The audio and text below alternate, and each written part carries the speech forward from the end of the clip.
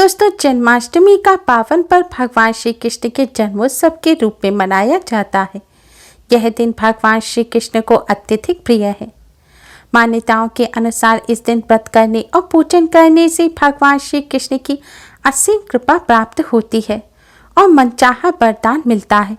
जो भक्त इस दिन भगवान श्री कृष्ण का पूजन करते हैं, भगवान श्री कृष्ण उनके जीवन के सभी कष्टों और संकटों को दूर कर देते हैं।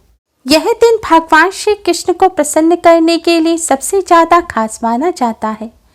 शास्त्रों के अनुसार इस दिन थोड़े से प्रयास से ही भगवान श्री कृष्ण अति शीघ्र ही प्रसन्न हो जाते हैं।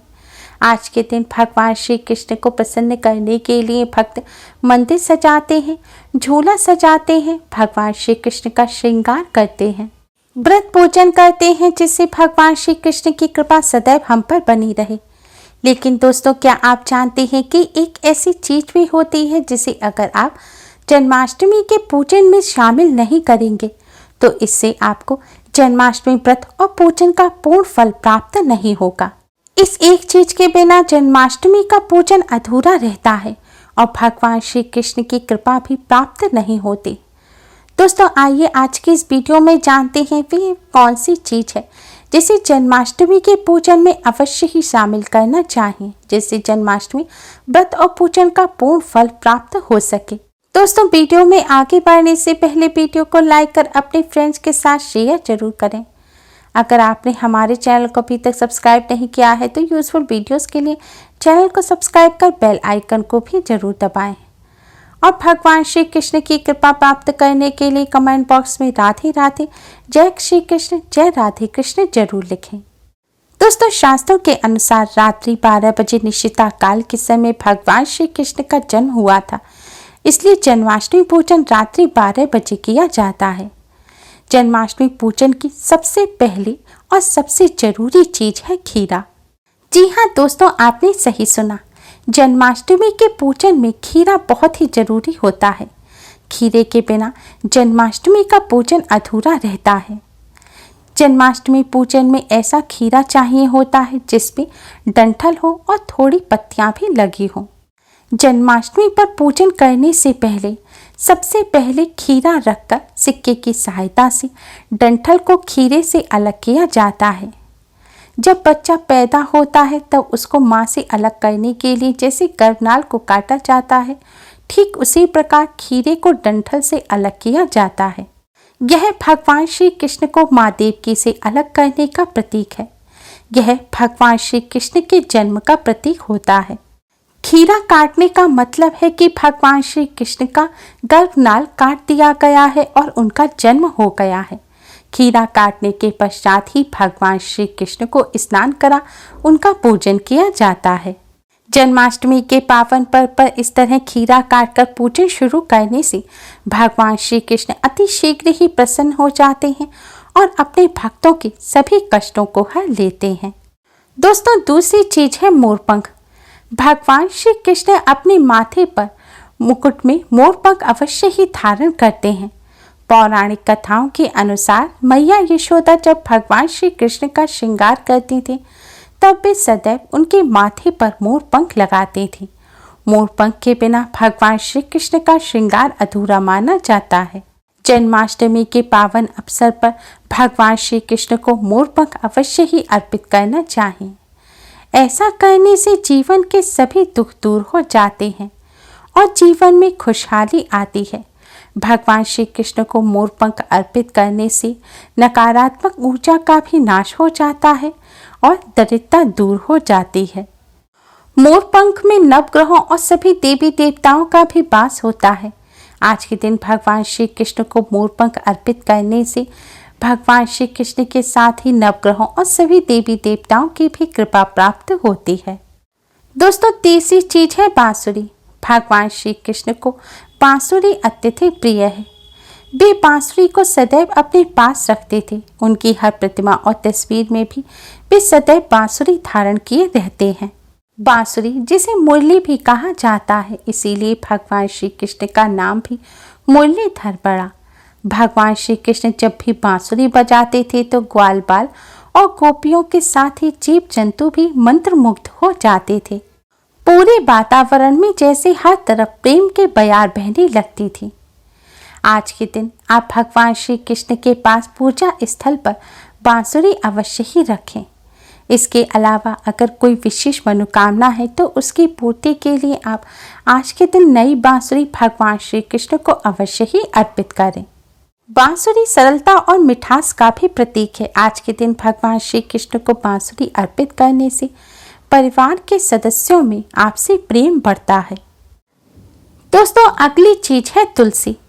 भगवान श्री कृष्ण भगवान विष्णु जी के ही अवतार हैं, इसलिए उन्हें भी तुलसी जी अत्यधिक प्रिय हैं। तुलसी जी को हरि प्रिया कहा जाता है। शास्त्रों के अनुसार भगवान श्री कृष्ण के पूजन में अगर तुलसी पत्र ना हो तो भगवान श्री कृष्ण उस पूजन को स्वीकार नहीं करते। इसलिए भगवान श्री कृष्ण का पूजन करते समय भोग में सदैव तुलसी का पत्ता रखना चाहिए।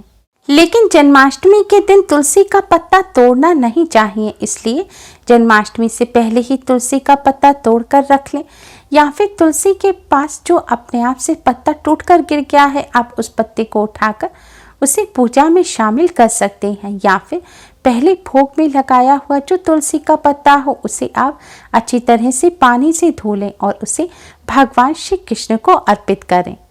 तुलसी का पत्ता सूखने के बाद भी बासी नहीं होता। अगर आप सूखा तुलसी का पत्ता भी भगवान श्री कृष्ण को अर्पित कर देंगे तो भगवान श्री कृष्ण अति शीघ्र ही प्रसन्न हो जाएंगे और आपके पूजन और भोग को स्वीकार करेंगे। दोस्तों, अगली चीज है बैजंती माला। भगवान श्री कृष्ण सदैव अपने गले में बैजंती की माला धारण किए रहते हैं। उनकी आरती में भी इस बात का उल्लेख मिलता है। यह उनके प्रमुख आभूषणों में से एक है।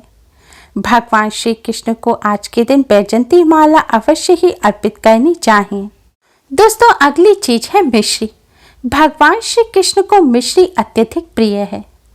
शास्त्रों के अनुसार जन्माष्टमी के पावन पर्व पर भगवान श्री कृष्ण को मिश्री अवश्य ही अर्पित करनी चाहिए। जो भक्त ऐसा करते हैं भगवान श्री कृष्ण की कृपा से उनके जीवन में सदैव मिठास भरी रहती है। दोस्तों, भगवान श्री कृष्ण को पीतांबरधारी कहा जाता है। पीला रंग भगवान श्री कृष्ण को अत्यधिक प्रिय है। भगवान श्री कृष्ण पीतांबर पहनकर यानी कि हर वक्त पीले रंग का वस्त्र पहने रहते हैं। इसलिए आज के दिन भगवान श्री कृष्ण की कृपा प्राप्त करने के लिए भगवान श्री कृष्ण को पीतांबर अवश्य ही अर्पित करें। इसलिए पूजन में अधिक से अधिक पीले रंग के मिष्ठान, पीले रंग के पुष्प भगवान श्री कृष्ण को अर्पित करें। ऐसा करने से भगवान श्री कृष्ण अति शीघ्र ही प्रसन्न हो जाते हैं। और चंदन या हल्दी से भगवान श्री कृष्ण का तिलक करें। दोस्तों, अगली चीज है माखन। माखन भगवान श्री कृष्ण को अत्यधिक प्रिय है। इस बात का पता इसी चीज से चलता है कि भगवान श्री कृष्ण अपनी बाल लीला में माखन चुराकर खाते थे, जिससे उन्हें माखन चोर कहा जाता है। इसलिए जन्माष्टमी के पावन पर्व पर भगवान श्री कृष्ण को माखन अवश्य ही अर्पित करें। दोस्तों, ये सभी भगवान श्री कृष्ण की पसंदीदा चीजें हैं, लेकिन एक ऐसी चीज है जो पूरे साल भर भगवान श्री कृष्ण को अर्पित ना भी की जाए, लेकिन जन्माष्टमी के पर्व पर यह चीज भगवान श्री कृष्ण को अवश्य ही अर्पित की जाती है। Last but not the least, यह चीज है धनिये की पंजीरी। जी हाँ दोस्तों, आपने सही सुना। अधिकतर सभी मंदिरों में भगवान श्री कृष्ण को जन्माष्टमी पर धनिये की पंजीरी अवश्य ही अर्पित की जाती है और इसे प्रसाद के रूप में बांटा जाता है। भगवान श्री कृष्ण को जन्माष्टमी के पावन पर्व पर धनिये की पंजीरी अर्पित करने की यह परंपरा सदियों से चली आ रही है।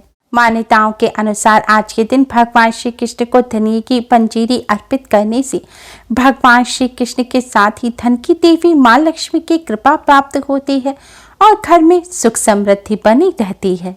धनिये की पंजीरी बनाने के लिए धनिये के बीज लेकर पीस कर छान लेते हैं। फिर छानने के बाद इसमें घी मिलाकर इसे भून लिया जाता है। फिर इसे ठंडा होने के बाद इसमें बूरा मिलाया जाता है। कहीं कहीं पर आटा भूनकर भी इसमें मिला दिया जाता है। इस तरह तैयार पंजीरी का भगवान श्री कृष्ण को भोग लगाया जाता है। लेकिन ध्यान रखें, अगर आप आटा मिलाकर पंजीरी बना रहे हैं तो इसे आप प्रसाद के रूप में जन्माष्टमी व्रत खोलने के समय ही ग्रहण करें। अगर बिना आटा मिले हुए आपने पंजीरी बनाई है तो उसे आप रात्रि पूजन के पश्चात प्रसाद के रूप में ग्रहण कर सकते हैं। तो भगवान श्री कृष्ण की कृपा प्राप्त करने के लिए, जन्माष्टमी व्रत और पूजन का पूर्ण फल प्राप्त करने के लिए भगवान श्री कृष्ण को यह चीजें अवश्य ही अर्पित करें। उम्मीद है आपको हमारी ये वीडियो पसंद आई होगी। प्लीज़ लाइक करें, हमारी इस वीडियो को अपने फ्रेंड्स और रिश्तेदारों में ज़्यादा से ज़्यादा शेयर करें, जिससे वह भी इसका लाभ उठा सकें। हमारी और भी वीडियोस के लिए हमारे चैनल को सब्सक्राइब करना ना भूलें। Thanks for watching. Radhe Radhe.